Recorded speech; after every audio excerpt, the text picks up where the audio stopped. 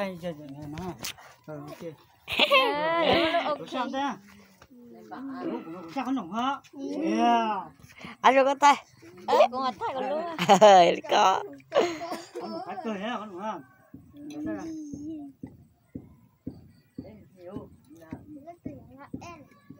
cha xuống luôn kia anh lúc lúc mà chỉ khâu luôn gì nó là lúc bọc cánh nó là có lúc bọc từ từ cái đó mà chơi ôi chập bọc đỡ hai luôn tôi lấy cười không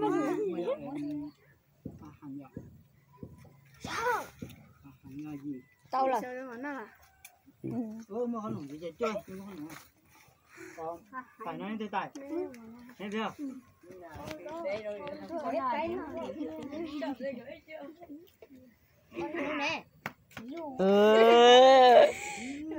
sao đi lấy từ rồi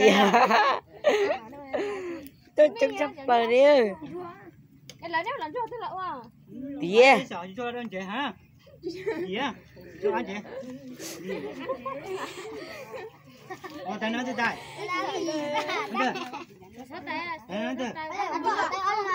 thế này thế có phòng này không nghe đâu nhưng chẳng lấy bị phim cảnh giác kìa đấy mà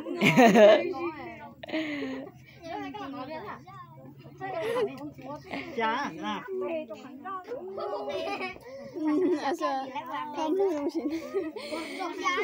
tiếp bố gần đến họ rồi câu này sao đây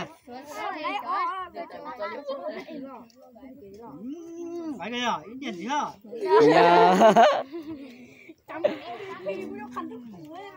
tiền gì sao phải cười phải cười chó cái này sao chạy dèm lấy cái rồi làm sao cái xía thì bỏ rồi cho sói à cho bỏ này cũng thấy trả được thấy bây giờ thế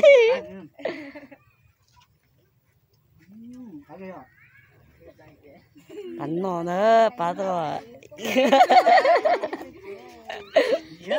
bỏ cô ấy anh sẽ bỏ cô ấy mà bỏ tên nó đây đó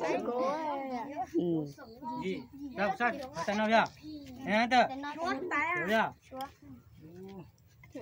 nó ba bình nữa ba tôi bây giá này ha ai cơ này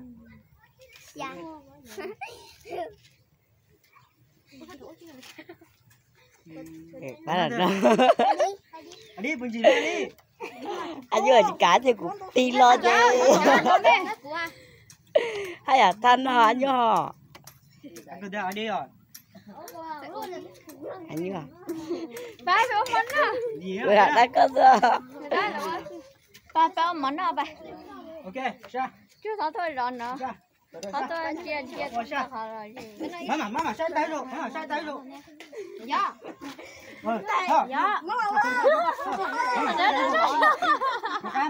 dạ ai chả nó tay tao làm thế không thế ai chẳng thế nó ra mấy bên tông nó gì sao ra đâu chặt ta rồi ai chả hơn sáu cái khoai này chả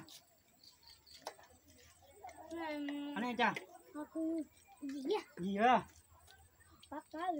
ê sửa cái này khoai làm mua này chả cái sửa gì hả mang cái này chưa là nó mấy tao nó về tàu chế tàu nó học cái đi cái này với chả chưa hả yêu nói mua chào đỡ để cái gì để sang cái chưa thiệt mà chưa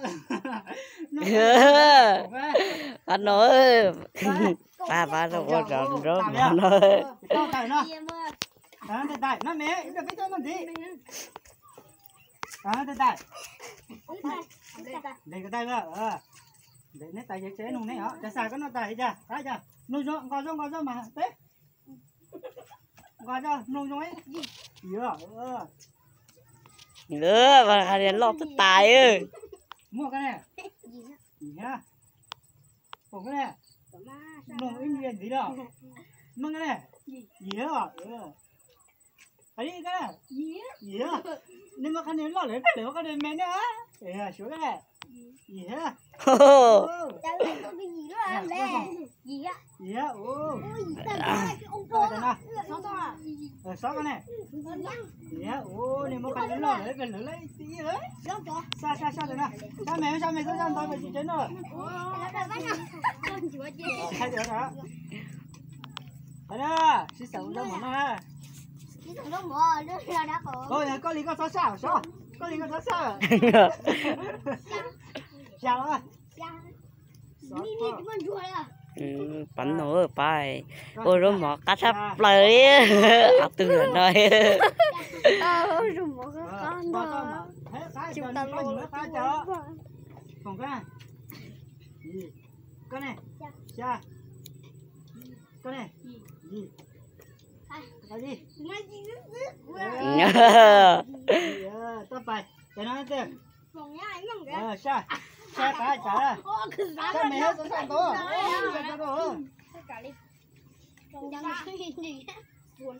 Ôi, lưu tâm một con. gọi xong đó gọi một lát đó luôn ấy cái nhiều vật kia ôi thì vật chẳng đó mà cái này nữa cái này mẹ kia gì chi hả cái này mẹ kia Cái gì hả?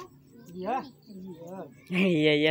Cái gì hả đó? đấy cái này Cái gì hả? gì á Gì hả? gì á rồi cái này Đó. gì á Gì hả? Gì đó. ok tao phải tới nó từ chẳng sao có chỉ sao nữa nè cha mẹ hết cả tao rồi Cái sao đi chơi hả? Cái gì hả? vào trong cho rồi rồi Cắt đồ. Cái mặt của mình nó đơn chết. con này Gì? gì còn cái này gọi cho gọi đó sao đó chủ hai mươi phút nữa mà cái này mẹ chủ ôm chỉ cho là chỉ cái bên nó nữa cái này Cái đơn chết là nó cổ kết rồi đó. Đơn chết. đi Đừng chơi gì hết. rồi cái này Có chở cắt đồ mây. nhé chuối từ sáu cái này Đơn chết rồi mới chuối từ lấy có hai tay à ngoài chua. cái tay à mua rồi dạ gì Tay đúng tao đến rồi từ chuối tao nào đó sai rồi à thằng nào có giải chuối cái này mẹ chuối à thằng nào có Tao thằng luôn á, tao có bỏ chơi lại lại.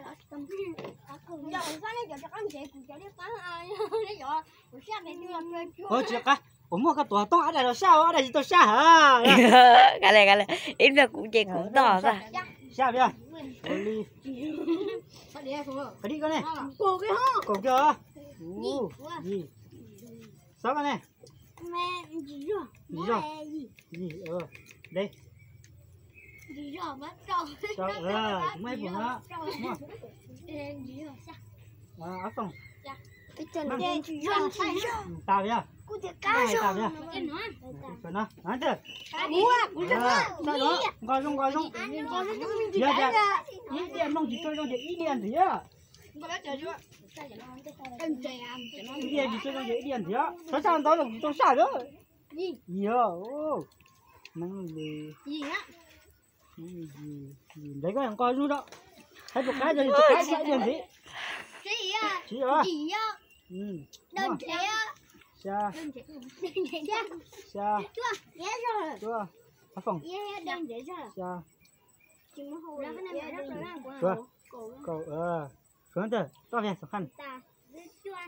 chị có chị nên cho anh gì lắm nha có gì cho chơi hả Bé nó chỉ trâu xa lắm. Cái đó là không đẹp rồi nó chơi tôi gì tao hay nói đi cái đó là chua. Của gì nó cái hai tay của hai đứa Thôi. Em số tức chỉ là hai. chả là sao cho sao đây